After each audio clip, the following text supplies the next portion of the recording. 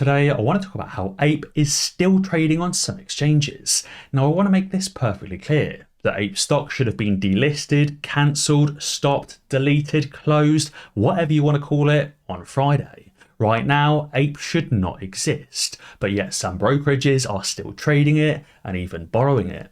And I want to explain why. So stay tuned and let's make some money. Now I'll dive straight in with the key information. So, Dave Murphy tweeted saying the current borrowing rate or the current fee rate on APE just moved up on IBKR. He said, on which exchange is APE still being traded on? He said, how is APE still available to borrow when it's no longer a security and no longer exists? As you can see, the current borrowing fee has just increased to 6% and shares of APE are still available to borrow, which, as I explained, due to the conversion and reverse split which took place on Thursday and Friday, the APE security should no longer exist. It should have been delisted, deleted, cancelled, closed, whatever you want to call it. Now, Cat Striker added this tweet about Trade Republic and Kohrs Bank, which haven't even converted APE to AMC shares. APE even asked Trade Republic about it. They didn't really answer his question, just sent him some standardized information on a reverse split in German.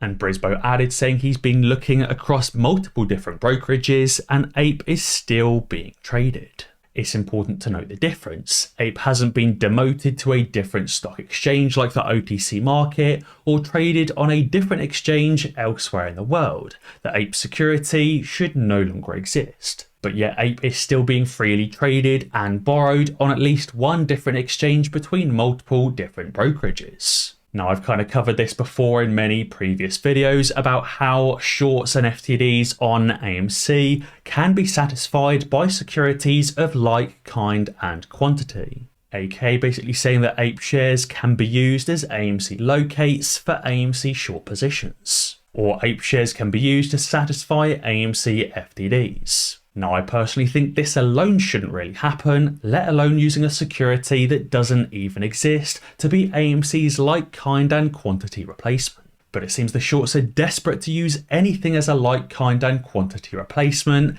as this tweet from Stonks Batman really explains. He tweeted saying they really messed up leaking the share availability and rate on AMC post-split. Many of the shills were saying that post-reverse split that AMC play would be dead. They said the shorts would close out of their short positions and the cost of borrow fee would plummet back to 1 or 2%. They said that shorts would no longer be stressed as soon as the reverse split happens because that cost of borrow fee would disappear and the shorts would basically have zero expenditure going out for their short positions. But as you can see from this screenshot, the cost of borrow fee on AMC is still between 740% and 991%.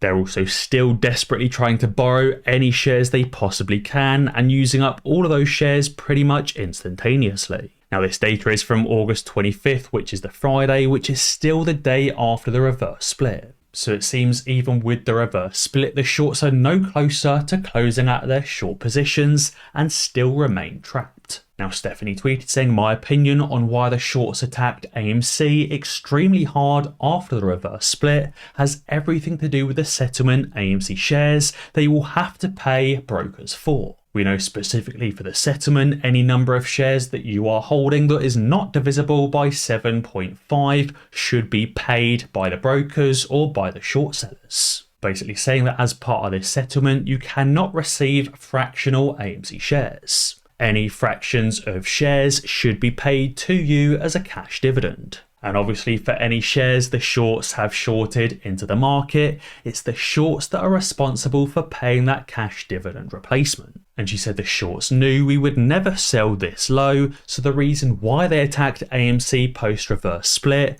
was not to make us sell, but to mitigate the damage to their balance sheets. With a lower AMC price, yes, the same number of shares still have to be paid for, but if those shares are cheaper, it means the shorts have to pay less money for that dividend cash replacement. And that is why they've attacked AMC extremely hard over the last few days, with more volume consecutively every single day than we've seen in pretty much the last 2 years. Don't forget, trading 26 million shares per day is the same as 260 million shares, which remember is the same as over half of the float. So basically over half of the AMC float has traded every single day over the last 3 or 4 days. But also remember, at least 80 if not 90% of the float is locked away by retail investors, and obviously more locked away by ETFs, institutions and insiders. And therefore these shorts are passing around a very small number of shares, likely only a few thousand shares, between each other, ladder attacking the stock down, with more volume than we've seen over the last 2 years. This is because, as I said, the shorts are desperate to try and push the price down as much as possible. Now, I've actually got a few questions for those of you that believe the reason why the price of AMC has fallen over the last few days is due to the reverse split. Now, my first question to you is to look at this chart and tell me, based on this trading over the last few days, does that to you look manipulated or completely legit trading? I'll give you a few moments to decide. Now, I'm guessing by looking at this chart and the sheer amount of volume traded over the last few days, knowing the majority of the float is locked up, that you said AMC's trading has been manipulated. And now another question, if they didn't manipulate the price of AMC over the last few days, with the massive mess that's been going on with this conversion and reverse split, and with more retail investors buying and holding even more shares, what do you think would have happened to the price if they did not manipulate the chart? Now, I'm also going to guess, as you said, the chart is manipulated, and as you said, without the manipulation, the price would have likely gone up. That to me sounds like the shorts have been pretty much forced to manipulate the price to stop the squeeze. Now again, if you think this chart is manipulated and without that manipulation the price would have likely gone up, and you think the shorts have been therefore forced to manipulate the price, that to me tells me the shorts are indeed still stuck in their short positions. Now, if they're still stuck in their positions, that also tells me they still need to manipulate the price of AMC further, or they're still at risk of liquidation. And that also tells me that AMC play is not over. StockSense Frank also highlighted how obscene it is that at least half of the float has traded every single day for the last few days. He said shorts are throwing everything they have at AMC hard. They've been starved for liquidity and they're now tanking the crypto market to try and pull all the juice they can to avoid margin calls. Now, interestingly, Cat Striker has also tweeted saying, I see some people have received their settlement shares, but she has not, from Fidelity and from Charles Schwab.